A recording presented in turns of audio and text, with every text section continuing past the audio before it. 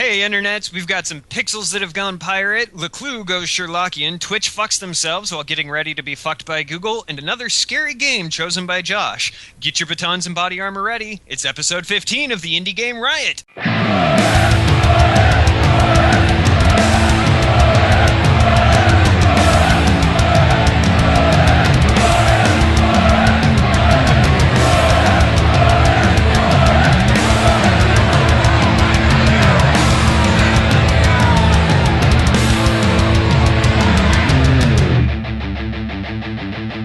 Indie Game Riot!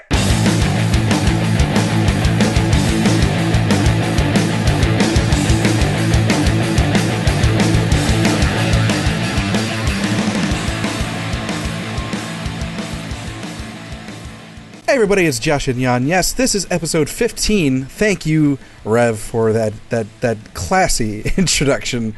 And I resent the fact that I am the only one that chooses hard games. I don't only choose hard games. No, but you're the only one that does. Yeah, well, that's because I'm a brave man. Much braver than me. Yeah. He has two young kids. He's braver than all of us. Much manlier, too. Put that out there. But yeah, so it's been a week. It's been a week since or actually 2 weeks. 2 weeks. 2 weeks since our last show. Just so everyone knows, our shows are weekly, but I will get to it in a few minutes. But I have a good excuse. But before I go into that, Rev or Tech, you guys fight over who goes first about telling about your past couple weeks. Rev, you can go because you are... That was a lame fight. I carry a pocket knife with me. I'm down for this. West Side Story. I knew someone was going to start snapping right there. So, in the last 2 weeks, I had part of my jaw ripped out of my skull. I had an infection that hit one of my teeth, and they... apparently, I wasn't aware of this until I was sitting in the dentist chair, and they've got my face starting to get numbed. But dental benefits through the state, if you're on Medicaid or however it is in your state, they won't cover root canals and crowns for your back teeth. Like, they only cover the front 6 teeth on top and bottom. So they don't care about the importance of your molars, but they care about the look of your smile. Yeah, the look of... Yeah, okay. Yeah, pretty much. So, like, I'm sitting there, and like, my skull, like, it's gotten to the point where I had a screwdriver pressed into my gums, and I'm sitting there with a sledge, like, can I really hammer this out myself? It was so bad. Finally get into the dentist, and she sits me down and takes the picture and is like, oh, well, it looks like you've got a bad tooth infection going on. I'm like, no shit, lady, like, just rip it out of my face. I don't care. And it ended up taking like 2.5 hours. They gave me 9 shots of Novocaine or whatever the topical anesthetic is that they do. That would be and Novocaine. I still felt it. Like, I was like, it was ridiculous. Novocaine doesn't really do much, especially if you're already resistant to that sort of stuff. But like, you can still feel it. It's just it dulls it. Well, I have my dentist. I've had to have a few cavities filled, and that dentist is like, he knows where all the nerves are to get that Novocaine in. So, like, he'll shoot me twice, and my whole side of my face up to my eye will just go numb. You're one of those people that, like, their face, like, sags on one side, look like you just had a stroke or something? No, it did. Yeah. Because of the amount of shots that they did, like, she goes in and she's like, oh, yeah, no, you have very narrow roots in your teeth. I want to pull the whole tooth out. And I was like, I don't care how you do it. Just make it stop hurting. And she goes in with one of those little picks that they use where they, like, jam it into the tooth. Yeah. And, like, I'm feeling it grinding on the inside of my tooth. And, like, I'm literally, like, the only thing that's stopping me from biting down into her hand is the fact that I've got this metal screwdriver in my mouth. But, like, I'm half laying out of the chair as I'm, like, bending the arms of the dentist chair in pain. And she's like, oh, you can feel that. And I was like, uh-huh.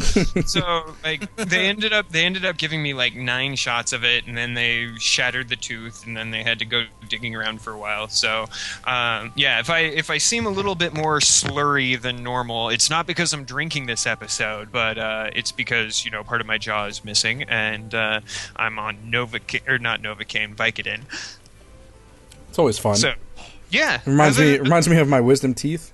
It's always good stuff. Yeah. But other than that, I had a fantastic interview with a recruiting company today, and they've got 3 positions that they really think I would be a good fit for, and I'm going to be looking on the up and up for that. So high five, man. Yeah. Yeah. Well, just in time for Tech's turn. He has fallen out of Skype, so we'll wait for him to get back. I guess I'll go. Oh, wait, no, he's back. Yep, nope, I'm back. Everything is good. All right, go ahead, Tech, with your day or week, all right, 2 weeks. My day, well, my last 2 weeks, well, Josh is getting to his thing, which definitely slowed us down. Today, woke up, wasn't feeling good, stomach issues, but those cleared up. I ended up going to my local SCA event. They were having a bardic, lots of singing, and they had this keg of what ended up being a very nice cinnamon porter, but it was all foam. like when I say all foam, I see these people walking out because I was watching the heavy fighting before the bardic actually started, and I'm looking at all these glasses, and it looks like there's ice cream in them, and I'm like, who's like in it's like a beer float. Yeah, well, like it's like who's making milkshakes, like in there, like what's in that? I'll have one of those. But it turns out like the keg was moved wrong, and and it was literally like all foam. Whole day ruined. The foam was delicious. It would have been awesome if there was some beer alongside.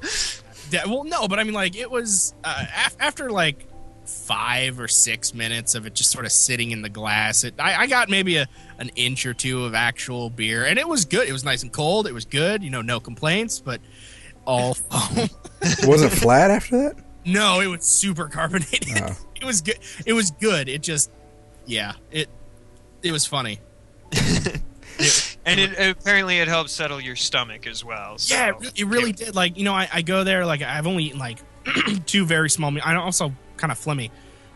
So maybe I have like that raspy morning voice that everyone really loves. Then I need to get an exotic accent and start doing action movies. But it's like, I've only eaten twice today, and you're like, I'm not gonna drink anything. Probably not. I don't really need food, and I have it. I'm like, yeah, it was really good. So, well, you're a trooper, man. For fighting through that and getting back onto the show. Yeah, I was so afraid. I was like, oh my god, I can't believe I'm not gonna be able to do the show after having a break of a week and missing out. I know, you had a vacation, man. It was nice, actually. It was kind of weird. It's like, oh yeah, there's no show. And there's a comedian called I can't remember his name. I found him on Netflix. I thought it was gonna be crap, and I watched him. And he has this one joke where it's like, if kids, they do nothing all day, and it's like the worst thing ever. You talk to adults, and when they say that they did nothing over the weekend, their faces light up. It's like, what did you do last weekend? It's like, oh, I did nothing. I did nothing all weekend. It's fantastic. So that was kind of, yeah.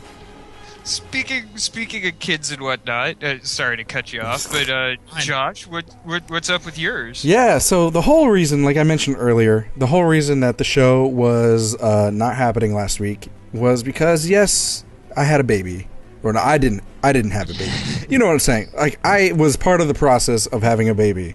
And that happened, actually, he was born Friday morning at 1 a.m. on the dot. And so his name is Rowan. That's the name we chose.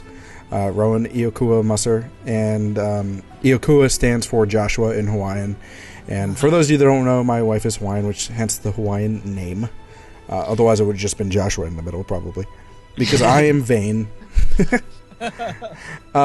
I would never do that to one of my kids because my first name is hard to pronounce anyway. Like the only person Dillian. Well, yeah, I've only heard it pronounced properly by 2 people. One of those people was an actor in a movie that was in French. And the other person was my mother. So I would never do that. Like, why is my middle name so weird, Daddy? It's like, it's because I own you. Until you turn 18, then you're leaving. Mustard. What did you say? I'm going to start calling Tech Mustard because, Dijon mustard or something. Yeah, whatever. Yeah. I mean, you aren't the first. Like, I went through middle school with that name. You're not the first person to think of that. But yeah, so it's been a week. I did not remember how tired I was because with my daughter, it was pretty bad. Like that whole week, especially being in the hospital because my wife had to get a C-section the first time, and so we had to stay extra in the hospital, and she couldn't do anything because she was recovering. And but this time it wasn't so bad because it happened naturally. That was an experience to be a part of. The whole thing, like looking back on it, the whole thing, like if there were flickering lights, it would have been a sci-fi movie. That's what it looked like to me. It would have been like Alien 2. Yeah. Let me just say, the placenta does not look like something that comes from a human being. Did you save it for eating purposes? No, actually, I was like, man, you should save it for like, I don't know, to you should rub it on like for like skin cream because I heard it's good for skin. He came out so soft, and by the way, he came out.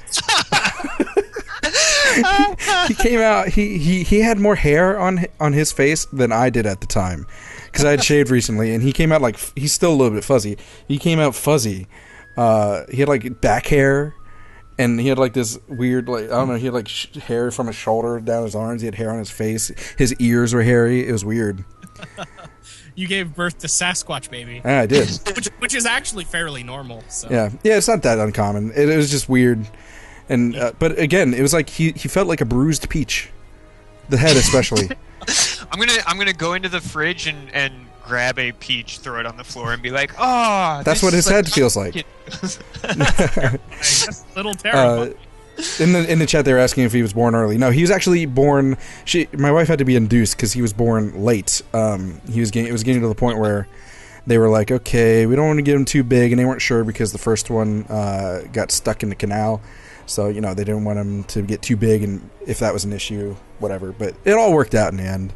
And yeah, go ahead. Basically, I got like maybe 6 hours of sleep over because we went in on Thursday to get induced. So from Thursday. Like 7 a.m. till when did we leave? Sunday until Sunday night. I had probably gotten about 6 hours of sleep total, and then just the whole week. I was trying to catch up with it, but that's pretty much impossible because the baby has to wake up every 2 hours to eat. And and being the loving husband that I am, I help with that process, the whole situation. You hold her shirt open, or no. Well, it's let's not go into that. But yeah, it was an experience. But that's why we were missing for 1 week. But we're back back with a vengeance, hopefully. Yep. Yeah, and we should assuming no one else pops out any other babies I'm not aware of, we should not be missing a week for a very long time, right? Yeah. Yeah. No, my schedule's pretty open at the moment, so.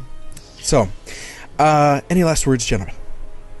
Yeah, actually, I have an announcement that doesn't quite fit into the indie news injection. What is that? About a month ago, we ran a contest on our subreddit, that is reddit.com/r/Indie Game Riot, and we wanted to have somebody explain to us how they thought that indie gaming has changed the gaming community as a whole. And we had a couple of keys for some various games, and one of our entrants, a gentleman by the name of Keen Maverick on Reddit, was our top pick, and he specifically requested a game called Queries of Scred. So, Keen, if you're out there listening right now, let us know and we'll get that over to you. If not, I will give you a call later tonight and tell you to stop being a bitch and get back online. Good job, buddy. Good job. Yeah. So, congratulations on that, and we still have...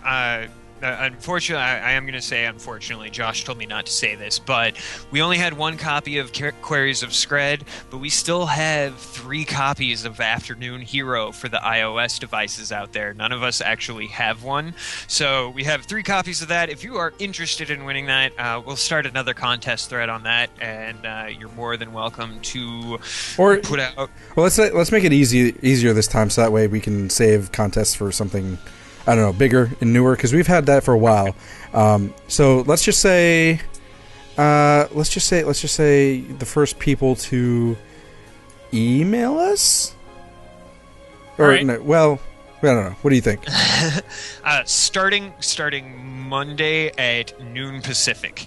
Yeah, Monday noon Pacific. Email us. That is IGR podcast at no, wrong one.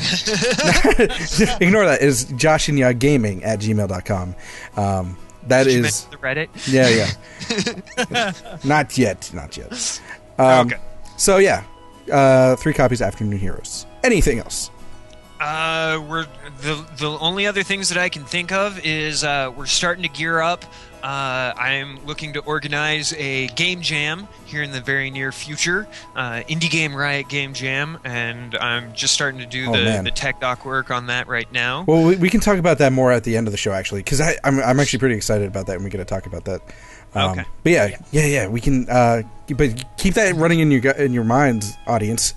Game jam, Indie Game Riot game jam, and that'll be news soon. But now for the news now. What? Indie news injection. Are you bored with the same old games? Yeah. Why, then give yourself an Indie News injection.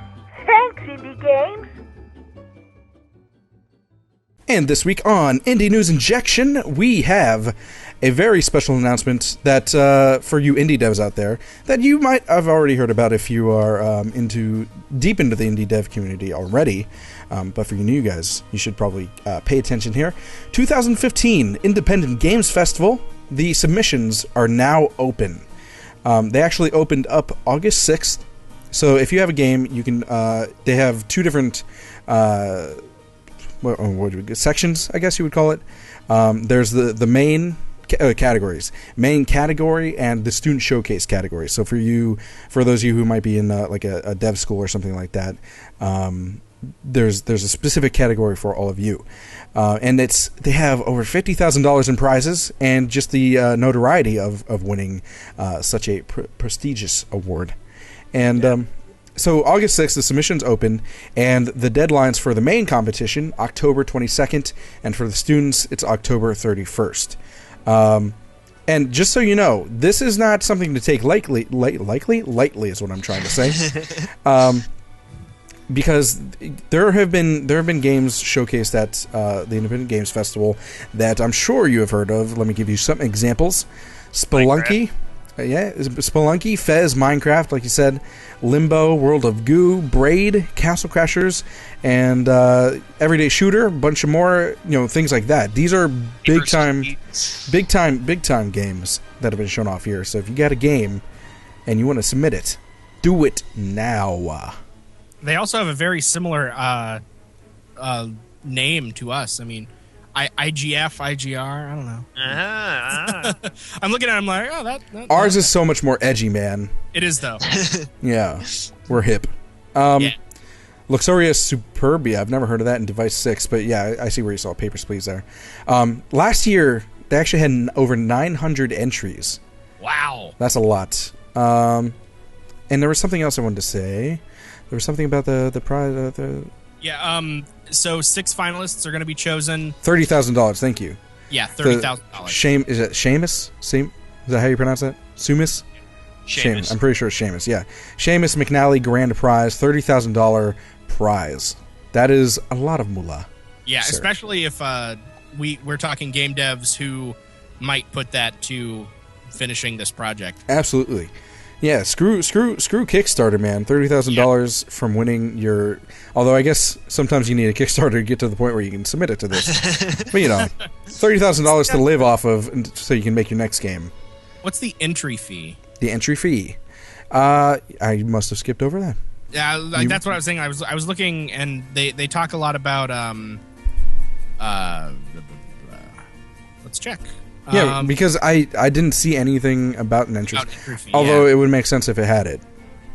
Oh, you would have to curate it. Yeah. We had that conversation. Yeah.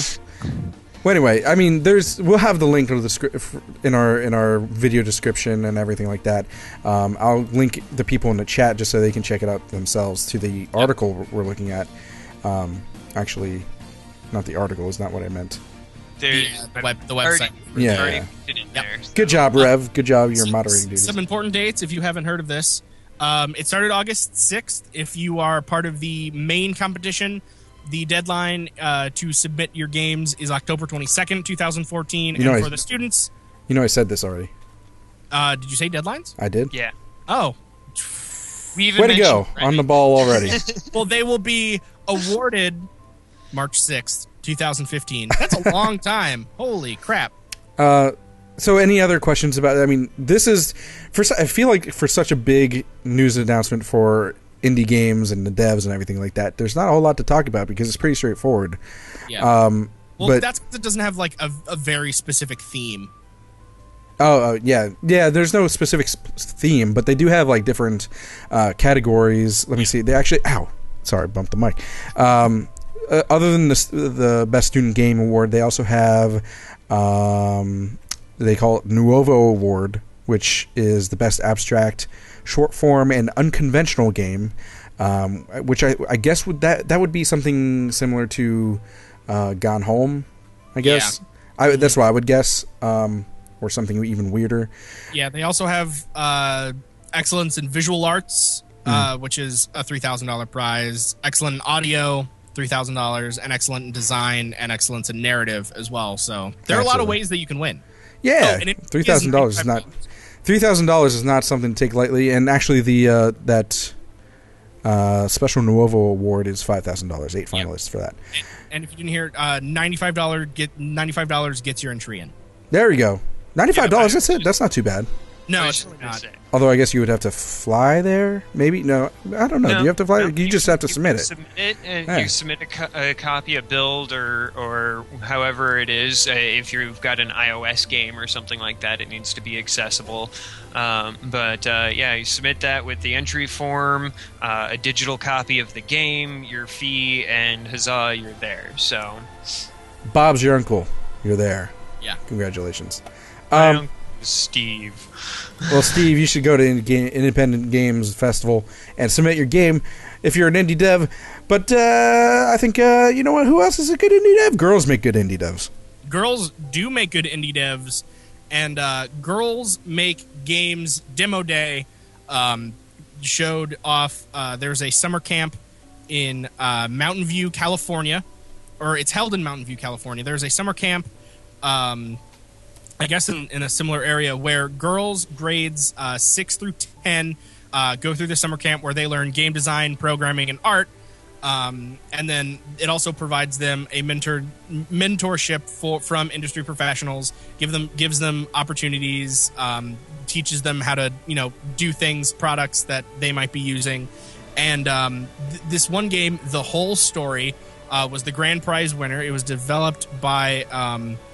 a group of girls between the ages of 10 and 16 that were inspired by games like Professor Layton, which is awesome.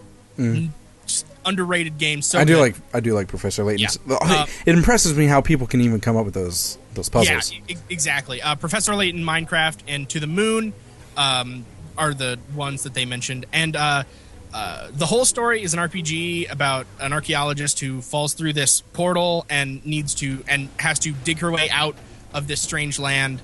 Along the way, you're solving puzzles, you're adventuring around, and it won this whole big Girls Make Games demo day, and it looked like. It looks cool. Like the pictures that you see of the game, like it's pixely, asymmetric, 2.5D third person view. Isometric, not asymmetric. Sorry, right, you're right. I am sick. But okay. let me point out too that again, strong female protagonist in this game. That is true. And also what's really cool is that these girls. It's giving them not only the attention about their game, but some good connections because the judges were from Double Fine Studios, USC, probably I'm assuming their game development department. No, that's University of Southern California. Yeah, no. Yeah, their gaming development. That's what I said. Yeah. Thank you. and Google Play. So those are some strong You know what I'm trying to say. Yeah. I still got the baby brain. Yeah, no, don't worry. Am I the only one that English is here? You're the one that has a messed up mouth. Look at us. We're like ragtag up in here. And to support these girls who made this game, you can actually back the whole story on Kickstarter. Nope. And what? Nope, you no longer can. Is it done? It's done. It is done. They were done. looking to raise $10,000 on Kickstarter for the whole story, and with 1,617 backers, they raised $31,136. I know. So. This really that's exciting to me too, because since I have a daughter, I mean, obviously she's gonna do whatever she wants to do. I'm not gonna force her to do whatever, but it would make me. We're totally gonna make her. It would make. I will push her in the direction and just see how she responds to gaming culture. And if she decided to be a game dev, if I had the resources at that point to send her to something like this, I don't know. I love the fact that they're bringing a whole new group of talent into it. Because people just tend to not. It's unfortunate that people don't really take females into account when it comes to gaming development and everything like that.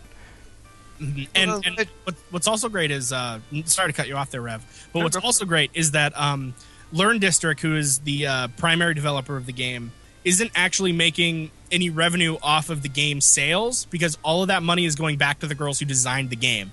So they're not being exploited in this program. It's like, oh yeah, give us ideas for a game, make us millions of dollars. It's, hey, you're actually going to get kickback from your ideas. This is how the real world works. Yeah, absolutely. So that's like good. That's like the things about this whole thing, in my opinion. Yep, no, definitely, and it looks like so much fun. Like, I'm not a super big fan of the isometrics outside of RTS. I've been working on it. I'm changing my opinion, but like this one just looks cute and fun. And when you have people like you said, like Double Fine Studios that come in and say, no, this is seriously worthwhile, I kind of have a hard time arguing with them. You don't argue with success, so. And what was I going to say? The frick. Never mind. I'm so. My mind has been gone. Yeah. The whole time. I'm going to just be quiet. Go in a little. Oh, go ahead. Sorry, I remember now. Okay. Oh, this is so pathetic. So pathetic. All right, the other thing too, you're talking about getting it kicked back and everything like that. The fact that these girls are 10 years old at the youngest, up to 16, even 16. That's not a whole lot of experience you're talking about here. Yeah. That they're getting this. They raised $31,000 on Kickstarter, and that's not even to mention what they're going to get when it's done. Yeah. Hopefully it gets done. Let's just say that. But I'm sure I don't see why not. I mean, they're going to be busy with school and everything like that, but. Oh man, I don't know. It's just I'm blows my mind, or lack thereof. To go into a little bit more detail about Girls Make Games, the program, they teach intro to game design, where they learn gameplay models, mechanics, and different terminology.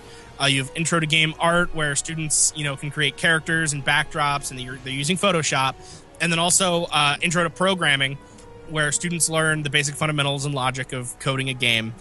Which I think would A, be the coolest, and B, be the freaking hardest thing to do. especially if this is a summer camp and you're 10. 10 years old, and the whole, it's how tedious it can be to program a game. I mean, even if you're using one of the, like a software like Click and Play. Like Jay Tholen was talking about. Yeah, like that. Even if you're using that, it's still tedious to make a game. Definitely. Sometimes, and to have that kind of attention span for a 10-year-old, like they'd probably be jumping out of their skin trying to like I want to go outside or something. Well, I mean, you sort of have to think of it though. Like when I think I started at 9. Like I started taking classes for making movies when I was 9.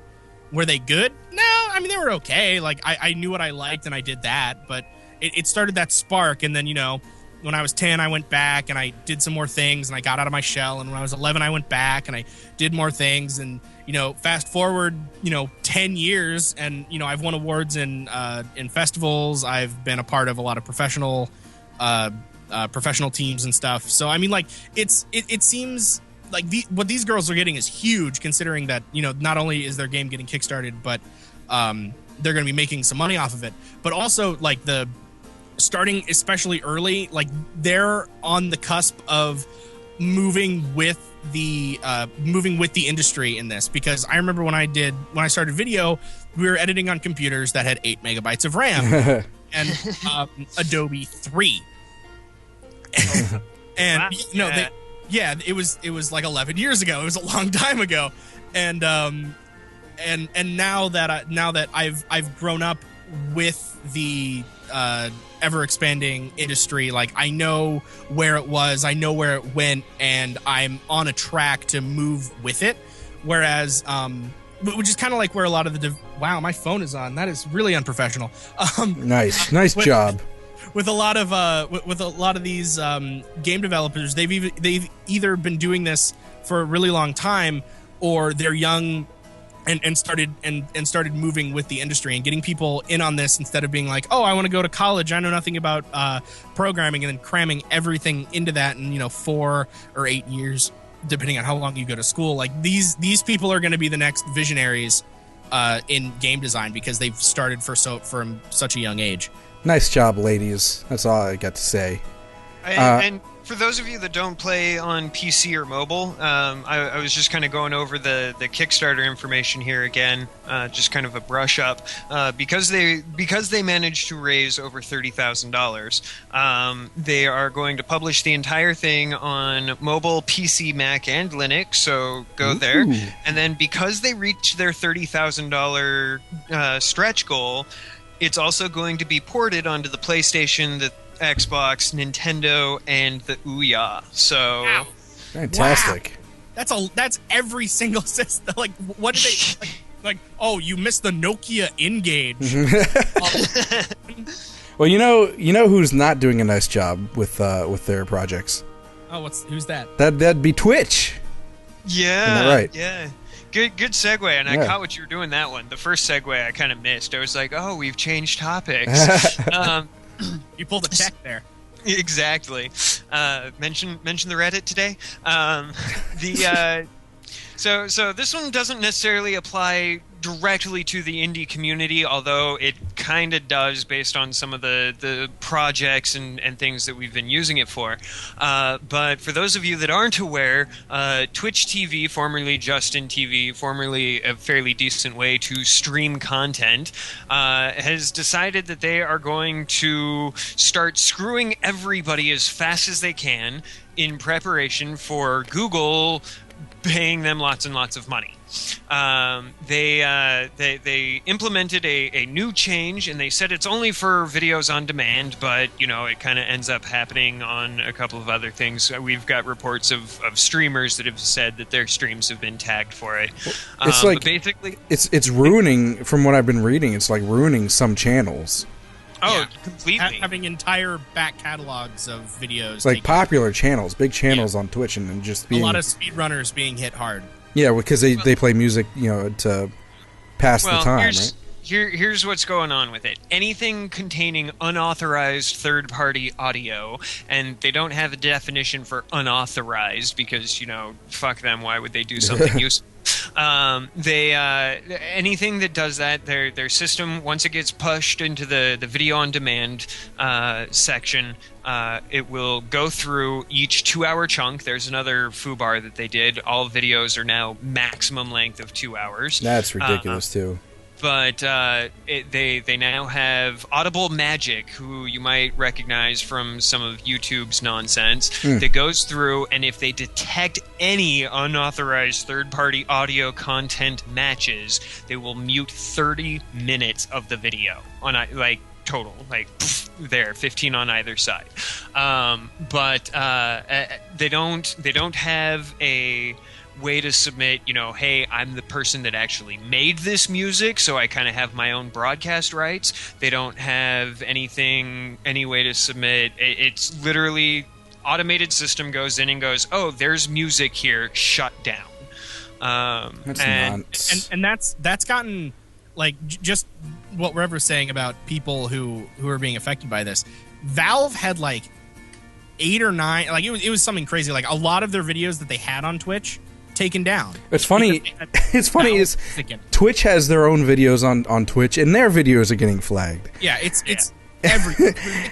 But the thing is, like, first of all, it's a live streaming thing, and I get it because they're talking about recorded videos. But live stream, it's already determined that it's legal to play music in the background of a live stream. If I wanted to play, Green Day in the back of this show, I could. But when it comes to the recorded version, then I'm screwed. But the other thing is that if I can keep my brain working, for longer than 30 minutes. Who? Why 30 minutes? What song is 30 minutes? The longest. I forget who was talking about it, but he was right. The longest song that I can think of, off the top of my head, is like from Weird Al, and that's like maybe 12, 13 minutes long. If you were a fan of Smashing Pumpkins and you caught one of their final concerts back in the early 90s, they actually did excuse me, they actually did a 48-minute version of the song Silver Fuck.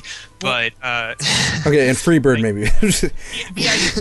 The idea that a content is like, oh, we caught it, so we're gonna mute 30 minutes, 15 minutes before and 15 minutes after. So at least YouTube just mutes like the part. Yeah, if it's a 15-minute song and it caught it within the first 2 seconds, because that's what that content, I've been content ID'd on YouTube for a video that I made that was A, fair use, B, public domain music, and it's oh, this was game music. I was like, it wasn't game music, this is an unlisted video. And then on top of all of this, the whole not even just Twitch, but on YouTube, and just the whole copyright issue with music to begin with. Who is going on? I understand if it was just the music, but who is going on to videos with commentary over top of it just to listen to that one song? Well, nobody as a viewer would. But exactly. That's why it's the problem. And to try and combat the community backlash. Big shout out to our current host, Hitbox.tv. But they've seen a surge in this, but because of the community backlash, the CEO of Twitch decided that they were going to do a Ask Me Anything on Reddit, and right off the bat, okay, they make a huge horrible announcement after everybody's already raised a hullabaloo. They didn't post and say, hey, we're implementing this next week. They implemented it, and then surprise, hey, guess what? Yeah. And so big no there, and then to try and buffer out the stain on their turd sandwich, they decide that the CEO is going to go and answer everybody's questions, and he gave very pat PR friendly responses. That was. Do you really think it was him? I don't know or care. Or maybe a PR person. I do. I literally don't know or care. I haven't used Twitch since this whole thing really started going down. I haven't been using it for much. A couple of my buddies will sometimes stream on there, but they've also started making the transition over here to Hitbox. And once everybody that I follow is now streaming on Hitbox, I will never touch Twitch again. I have no need to. I do got to say, if anyone from Hitbox is listening, Danson, you guys have been fantastic. So keep up the good work, please. For the love of God, please don't fall into this nonsense, please. Yeah. Or at least if you're going to implement some form of content ID, either add a way where you can be don't make it guilty until proven innocent. Because I know that's really easy to do, especially when you're talking these huge businesses who are under a lot of legal scrutiny. We hear about a lot of the lawsuits about with Google, I know Viacom and YouTube were in this really big, long legal battle that was ridiculous. But you have these situations where there are a lot of lawsuits, but you have to understand that the entire reason you exist is because of the people who visit your site and generate ad revenue for you. And as soon as you screw with them and they leave, you're gone. It doesn't matter how much Google is paying you, you don't have a proper business model at that point. I'm so tired of companies thinking that of course they say customers matter, blah blah blah, but they sure as hell don't act like it a lot of times. Well, this isn't even a customer's matter. This is clearly, and this is something that they made very, very clear that they were not going to actually address questions that asked about it. But Emmett Shear had previously announced that Google's going to be paying us a fuck ton of money for this, and it to me it doesn't scream duh any louder when you announce that Google is going to be paying you a ton of money and then you just happen to implement Google's Content ID match system. Yeah. But and go ahead. And even going back to a thing that you mentioned earlier, with the 2-hour limit on all videos, that there have been users who were like, yeah, I had 40 videos of mine taken down because they were over 2 hours. I'm a speedrunner. That's how I make my living. What are you doing? Not to mention the charity charity streams, not screams. And it's not only did they already have the server space to host videos longer than 4 hours, but they are now taking down those videos that are longer than 4 hours just because screw the community, no one's watching those videos anyway, apparently, and even though they have thousands of views. And to point out too, in the chat, they said in our live chat, they said that to consider the music industry ought to consider that openly available music in these streams might get people interested in those artists that they're playing. And I've seen that firsthand. I've been on Twitch streams before where someone was playing music in the background for whatever reason, and they're like, people in the chat, oh man, what is this? I want it. It's so good. Yep. That would have never. That's one less back to this video to listen to your damn music. They're gonna listen to here and then and go and buy it. That's an extra money. Extra money in your pocket. And then you have another issue with. Twitch is one of the biggest streaming places where you find a lot of League of Legends streaming and a lot of Dota streaming. And with these huge tournaments, they're obviously going to play copyrighted music during those tournaments to get people hyped up. Who doesn't want to listen to Eye of the Tiger as the team walks on? I don't that's going to happen. And they're live streaming that and they're recording that. And maybe they do have the rights to that music, but even these huge, multi-million-dollar companies are being hit with this. Even going outside of the indie community who are using Twitch. And it's you are causing bad business practices. And also in the chat, again, game companies, same kind of deal. Yeah. Your customers are seeing the videos and then they're going to go buy it themselves. I know you, Rev. I know. I was agreeing with that. I was going to say, there are plenty of games that I have played, if only because, Mark of the Ninja is one of the more recent ones. I saw a video from some YouTuber. I was doing feedback on our Let's Play, and I saw somebody's video on it, and it was like, damn, that looks like a great game. I had absolutely no interest in it prior to this. I had heard of it, but it wasn't something I was going to go test out or anything. So, yeah, I would just this one video, and I hated the Let's Play. The guy irritated the shit out of me. Mm-hmm. But I saw the game, saw what it was looking like, and went out and immediately bought a copy because it looked fantastic. Sorry, go ahead. No, that was it. Yeah, and then you have, and I know we shit on this game a lot, but the only reason why Goat Simulator is so big is because of YouTube. Yeah. The only reason why Surgeon Simulator is so big, is because of YouTube. These are games that, if not for even Minecraft, Minecraft, I don't know if it's an exception or not because I learned about it outside of YouTube from a friend of mine. But if these games weren't on YouTube, they wouldn't nearly be as big. Especially if PewDiePie plays a game, that game gets sold. Yeah. Although not a Kickstarter, that's unfortunate. Well, yeah, no, exactly. But that's that's what happens. Like, well, it's word of mouth. If you have somebody whose opinion you trust, and somebody, to pat ourselves on the back here, I've had people that I know that listen to our show that have come up and said, "Hey, what do you think about this particular game?" And it was like, I've not heard anything about it. Let me get back to you, and get back to them, and we ended up featuring a couple of them on the show. And they were like, "Oh, you liked that game, so I'm going to go out and buy it." Right. There are people that that's how I choose my games. I've since widened my expansion since we started on Indie Game Riot. I've started adopting the role of a curator as opposed to somebody who appreciates the curation. But if you don't have something like that, you kind of can't move forward.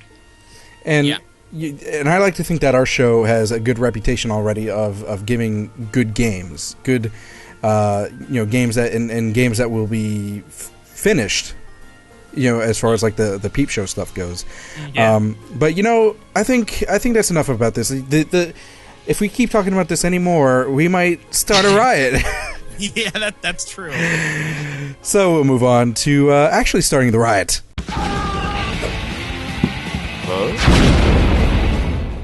Okay, everybody, on this week's Starting the Riot, we have a game called Pixel Piracy. You may have heard of it, you may have not, but it is a open-world, adventure, side-scrolling, fighter-type game where you manage a ship, your health, the health of your crew, build your ship, and try to conquer the 7 seas as the most famous pirate you possibly can.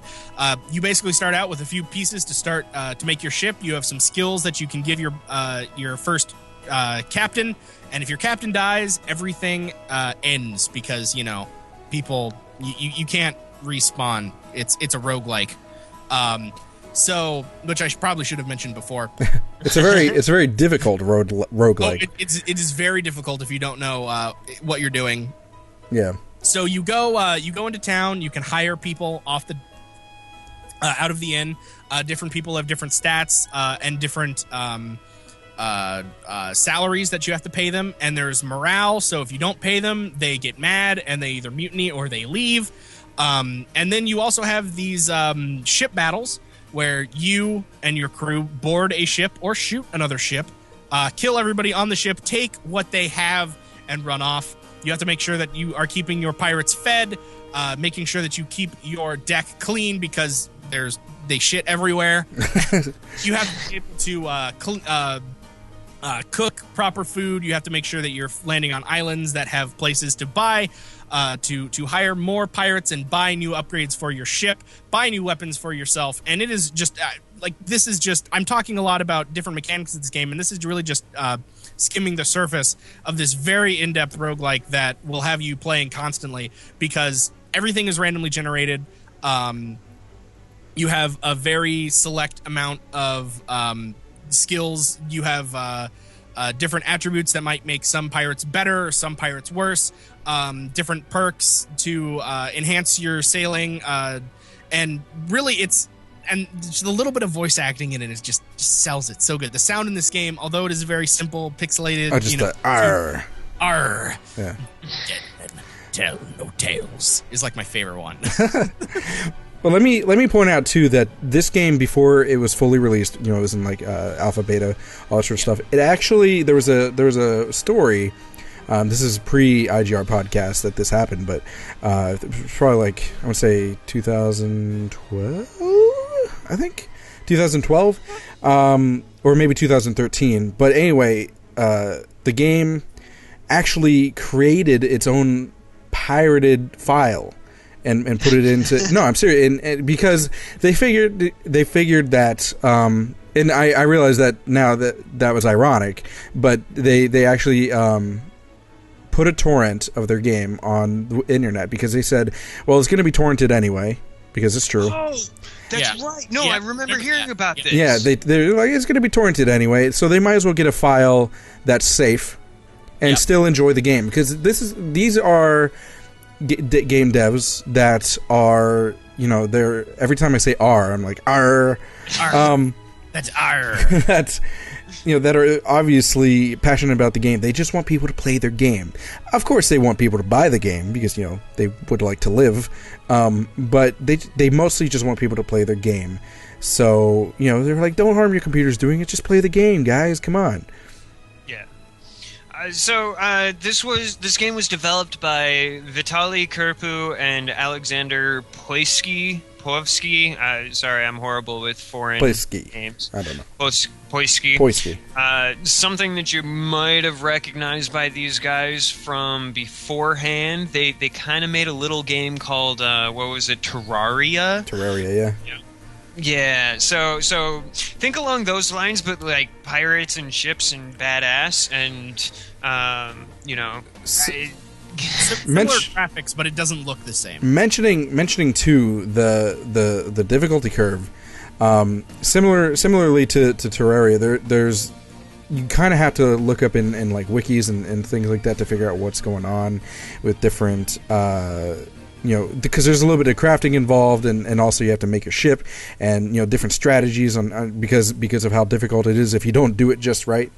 But like Tech said, is once you learn, much like Terraria and even Minecraft, once you learn what to do, there's you're right. Yeah. You're gonna start getting into it, and you're gonna have like the massive ship, and you're gonna just take a shit on Jack Sparrow. Yeah, and one thing that's really funny is some people, they don't really complain about this, but they talk about this where they think that they're good. You're like, oh yeah, no, I'm good. I'm gonna take on these pirates. And they get to these pirates, and these pirates have a cannon, and they shoot the cannon, and it hits the ship, and the ship sinks. Oh. I can tell you that I've played it when it was in alpha and everything like that, and it was like... I was like, I don't know. I think I like lasted... I probably got to like 2 different islands. Yeah. And by that time, the people were just not listening to me, starving off. Yep. I was like, oh. Plus there were bugs, but you really have to like start early and know exactly what you're doing, and then you might be able to actually survive for a while. But I mean, that's kind of the fun of these types of games. You do some stuff. Oh, excuse me. You do some stuff, and then you die, and you're like, why did I die? That was kind of fun. Trial and error. Yeah, exactly. It's like, oh, well, I started this time, but now my guy is lazy, so I moved half as fast. And the nice thing, too, is that even though, you put time into your ship and your captain, whatever, your crew, and you end up dying for whatever reason, it's not like an issue. It's not too big of an issue to start over. No. It's very easy to start over. Most of the rogue games are very similar in that regard. Right. Then it would just be a bad roguelike. Everyone would hate it. If it was like an RPG, like a Final Fantasy style RPG, but roguelike, and then when someone dies, they die. I would literally go on a rampage. I would murder everybody that I could find. There's a reason that game hasn't been made, and that's because it isn't fun.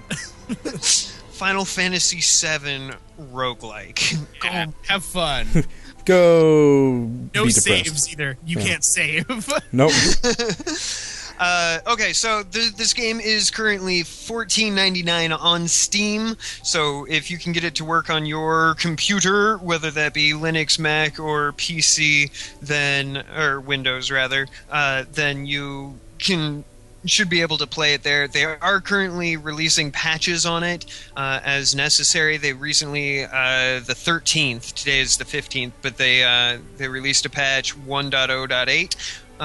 That fixed a couple of things where people's difficulty saves weren't being saved properly, and people were able to sink ships with grappling hooks and stuff like that. So they are still working on it.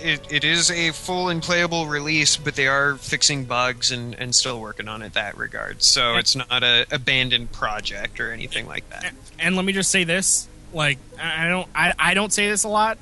Like I'm usually the first one to be like, yeah, that game, I'd buy it if it was $10 or if it was on sale. Like, buy this game. Just buy it. Just do it. Like, if you like roguelikes and you like pirates, like, I mean, to be fair, I love pirates. Like, pirates are my thing. But like, just $14.99 for this game, totally worth it. And buy it. And I'm not gonna link to it, but if you're feeling tenacious enough, go find the pirate file, try it out first. it'd be like a demo, and then and then just go buy the game if you like it. Again, I'm not going to link to it because I want you to buy it. Not just take it, but that's actually a really good idea, because I was sitting here thinking about it, and I don't get paid again for a couple of weeks, and I was like, damn, after our conversation and the research I've put into it, I really want to play this game. Yeah. And I didn't even...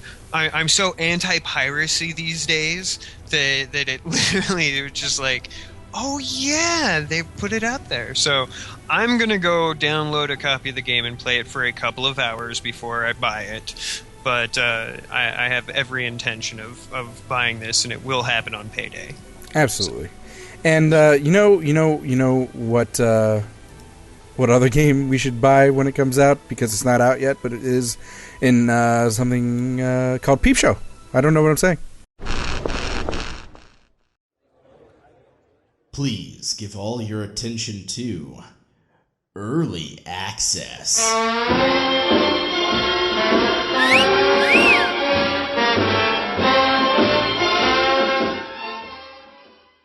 And this week on the Peep Show, we have a fun little girl that is running around in a fun little game. It is Jenny LeClue. I don't do fake French accent, so LeClue. LeClue. They are currently on Kickstarter. Link will be in the show notes in the description, and I'm linking that into our live chat right now. But they have, at the moment, 5 days left to go on their Kickstarter. They were looking for $65,000, and they're currently sitting at $76,925.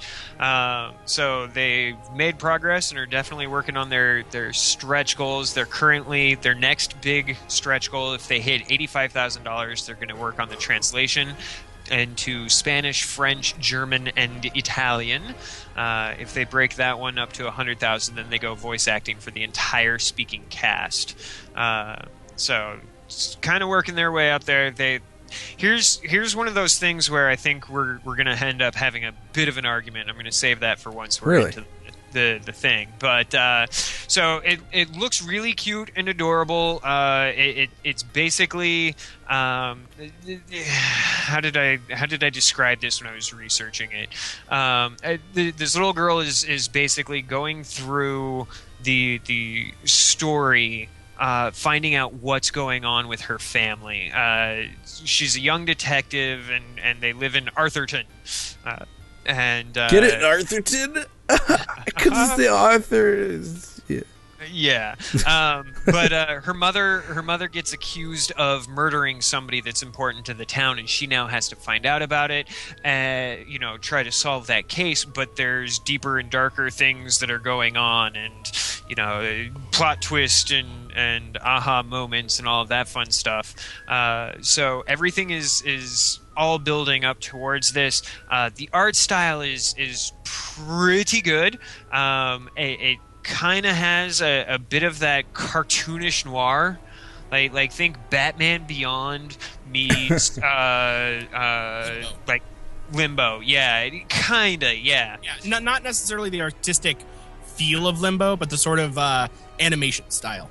Yeah, I could get that, and it's gonna have the ability to. It's one of those point and click type games.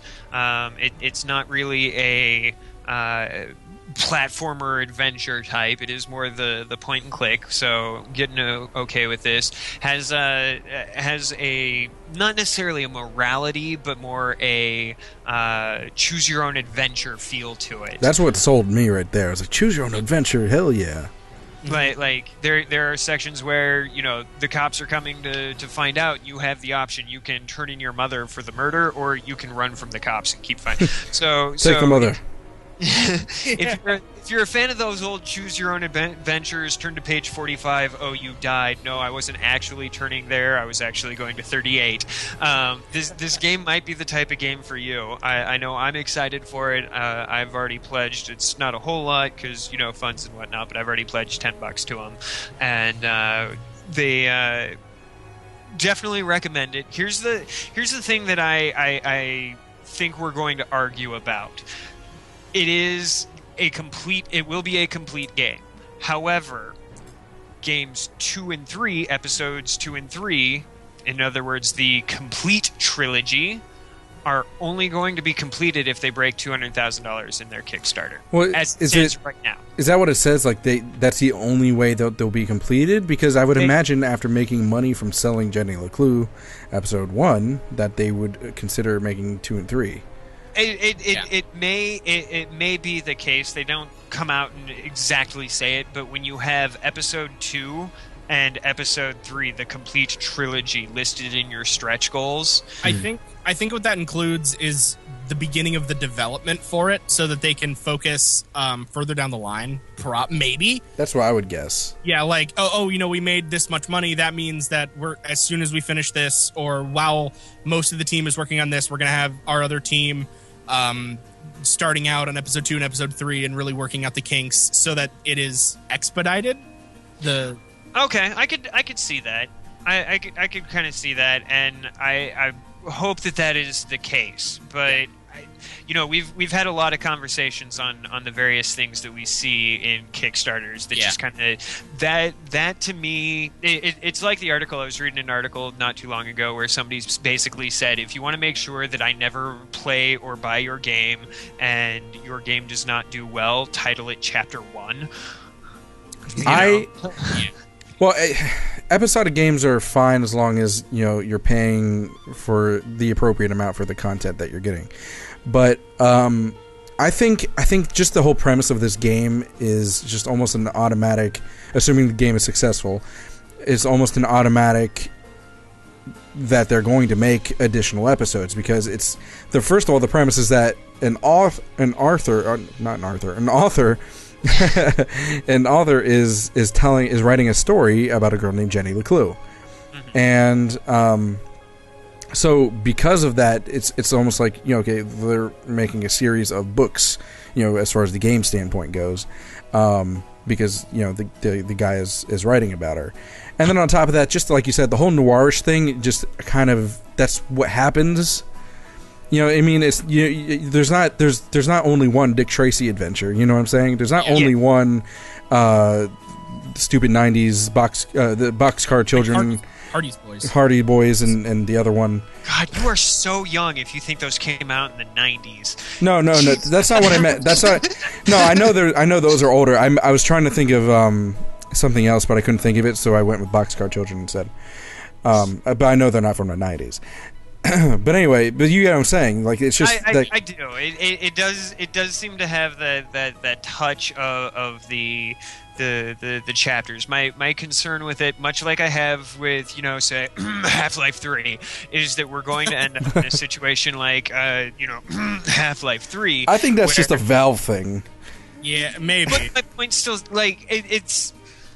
They're smart about it. That's a Valve thing, because they're smart about it. They're like, if we just hold it off, keep holding it off, people are just going to get they're going to explode by the time it actually comes out. I'm not gonna get into the Valve argument on that, because I have my own beliefs on that system. But my concern is that when it comes to the episodic games, there are people and developers, and I'm not going to list anybody off the top of my head, but there are developers out there who have fantastic ideas, and they put out a game, and then we're going to put out episode 2, and it's going to be out in 2016, and awesome, and then it's 2023, and you still only have episode 1.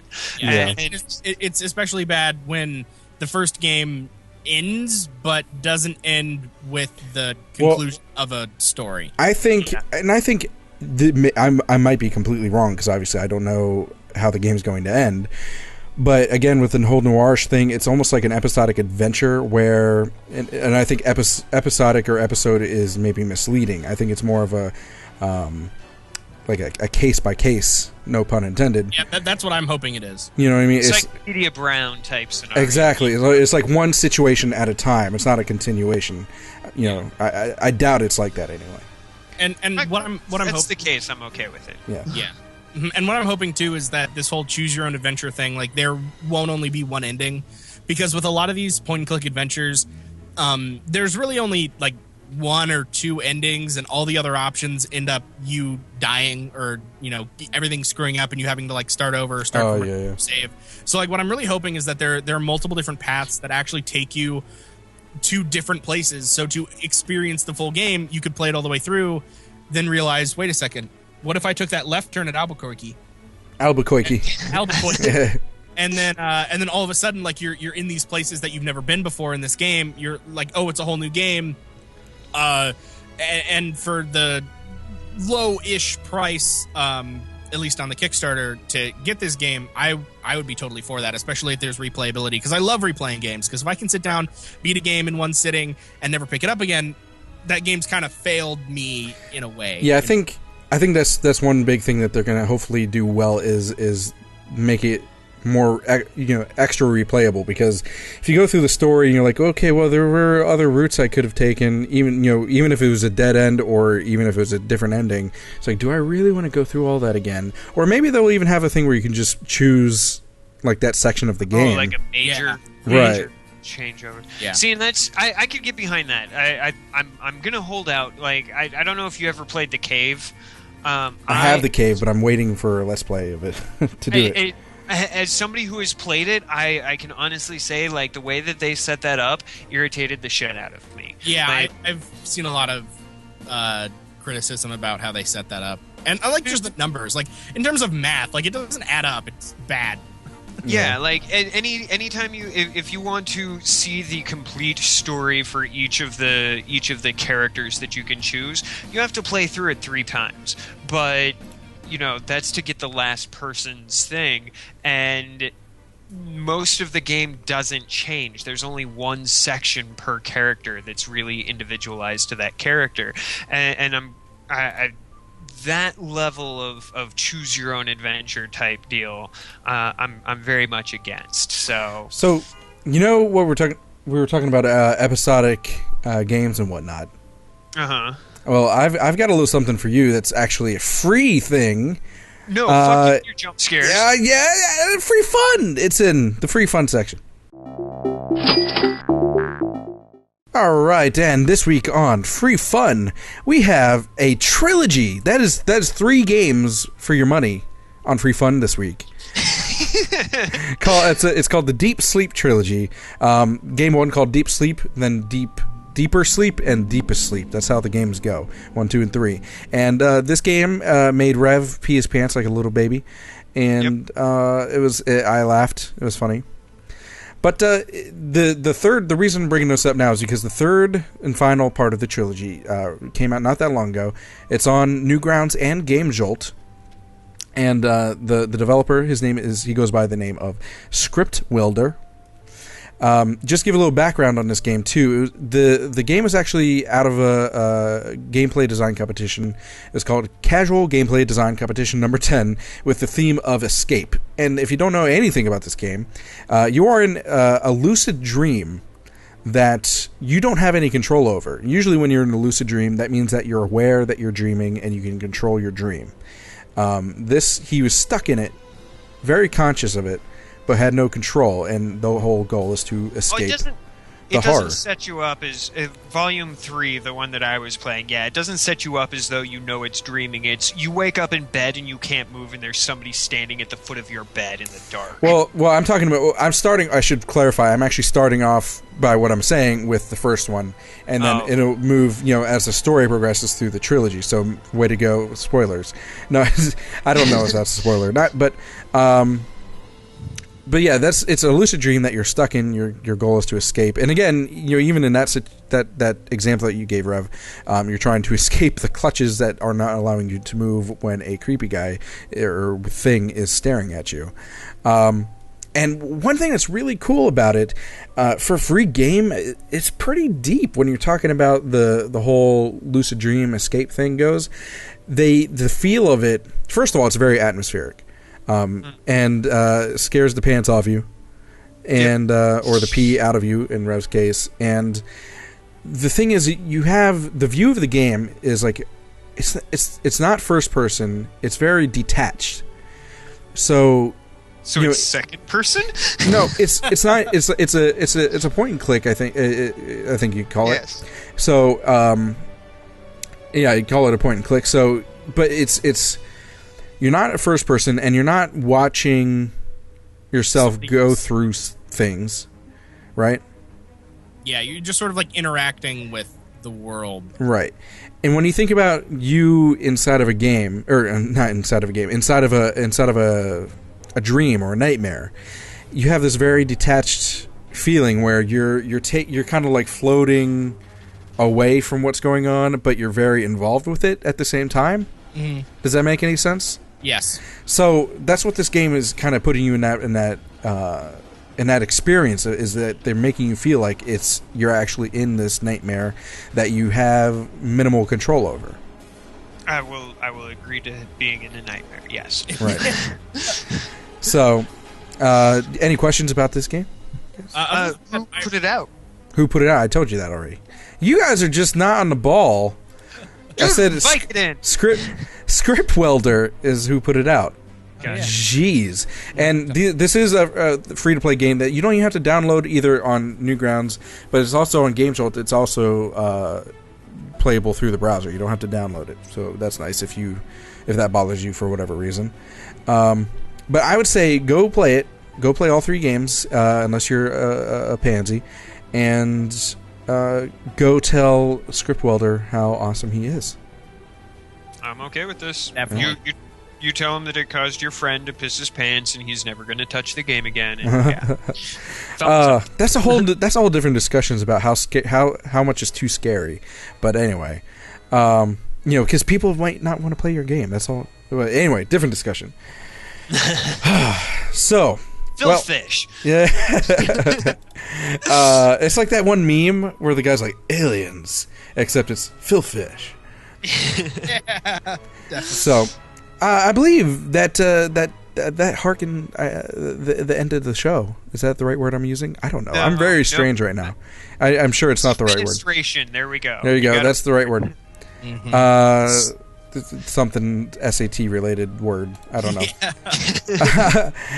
Just so you guys know, those of you in the live stream are not hearing any music, but if you listen to the recorded version has background music, and every week we feature a indie game or indie video game musician. This week is no different. The guy who made this fantastic music, his name is Bosa or Boza. I'm not sure. You can find him on Undergrounds. Link will be in the description. If you are an indie video game musician, or if you know someone who does that sort of thing, send them our way, because we are always looking for awesome, talented people to go. Maybe it's pronounced to Bossa, feature. like Bossa, like Bossa Wood. No, it's Balsa. No, that's Balsa. You know, like Bossa Nova. You know. No. Anyway, another.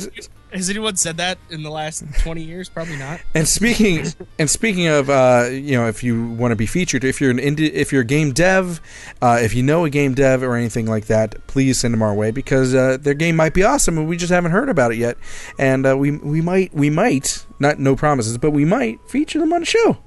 So we'll see.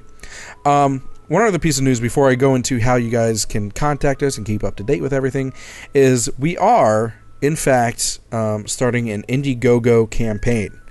It has not started yet, but I just want to make everyone aware that it will be happening probably sometime in September.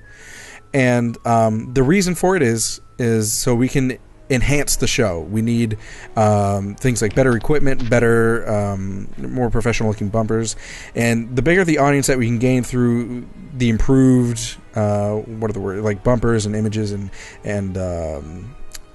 editing capabilities and everything like that for the show, right? That sort of stuff. The bigger the audience that will come in because of that, and the bigger the audience, the more we can do for the indie developers. We even have certain projects that aren't really fully fleshed out yet, but we mentioned earlier in the show, and I'll let you talk about it, Rev, about an Indie Game Riot game jam. Correct? Yep. That is something on the near horizon. I don't know as we're going to be able to pump this out in synchronicity with with the Indiegogo campaign. But it is something that I've been tossing around for the last month or so. I think it'd be a really good way for us to get back to the community and the devs. Me personally, I don't like the whole competition, who made the best game of a game jam. So what I'm leaning towards right now is more of a, if you followed Indie 3 this past June, more of a celebration of games as a whole type feel for it. Showing off your talents. Showing off your talents and let us get excited by it and let us get other people excited for it. And, I might, there's a couple of people that I'm going to be talking to. I'm going to talk to our good friends over at IndieBox and a couple of developer friends and see if we can't work something out where, hey, these were the best in show based on audience, participation or things like that. It really just kind of kicking around ideas right now. So if you have any ideas, something that would be cool, something you'd like to see, anything like that, shoot us over some info. You can hit me via Twitter, or you can hit us at the following contact info, and Josh will divvy all that out. You also might get in contact with Indienomicon maybe, because talk to them about it. And any kind of game or gaming conventions, indie gaming conventions. But before I move on to the contact info, real quick too, is that a couple of the projects to get you guys bumping stuff, get you guys excited about the Indiegogo campaign is again not fleshed out, but I was thinking about doing it's almost like a scholarship program. I don't know if you guys saw me talking about that on Twitter or anything like that, because I haven't even mentioned it to you, but it's something that's been floating around. Basically, where if we start having a decent amount of income, some of that money could go towards maybe one of two things: either going towards supporting a large supporter towards a Kickstarter that we definitely support, or even someone who's like an up-and-comer in high school, or someone who, not even in high school, but someone who maybe wants to sharpen their skills and hasn't gotten a chance to go to a game dev school. We could give a little bit of money just to go towards books or their tuition or whatever they want to use it towards. Just an idea. Yeah. Just an idea.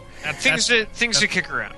Yeah. And then better website, more availability and access for the viewers to listen to us and share the word and whatnot. So the reasons to get excited about the Indiegogo campaign, and of course the number one thing that you can do at this point is to just spread the word around, keep people engaged and excited until it finally starts, and then of course hopefully the floodgates will open.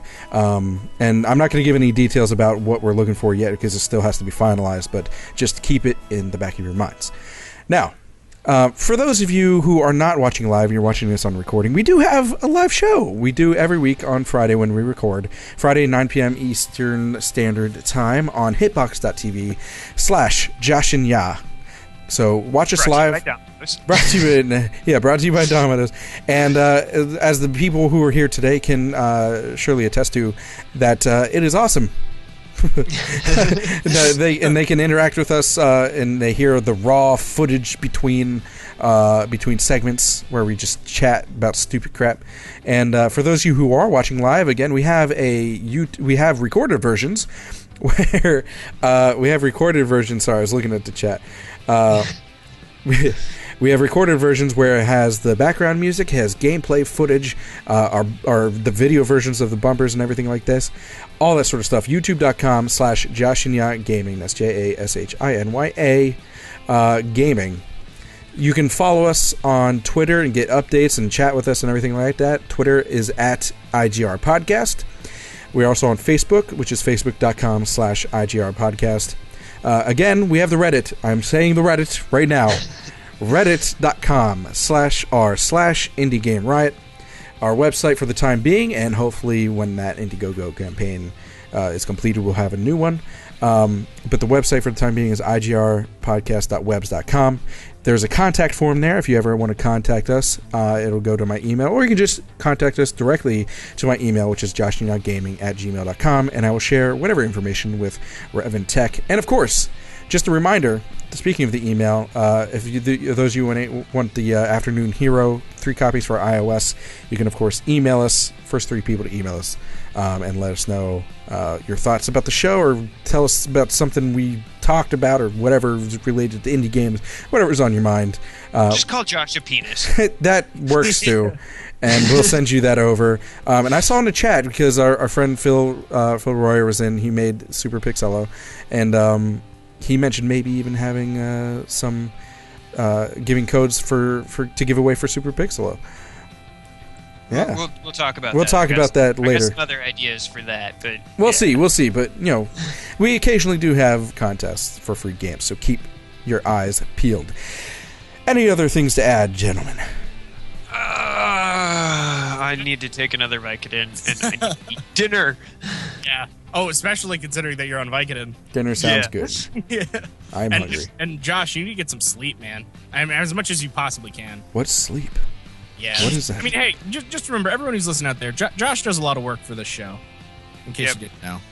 So he does all of our editing work. It's gotten easier since he stopped bleeping out my foul mouth. But fuck this and fuck that. So shout out to Josh. For, thanks, guys. Pulling it through barely after he's had a kid. So thanks, guys. Yeah, no, this show is my baby. And I'm not gonna, and it wouldn't be the way it is without you guys. Look at it, we're getting all mushy. So before you, men, no mushy feelings. All chicks. I want to say goodbye. See you next time. Have a good one, guys. Toodles.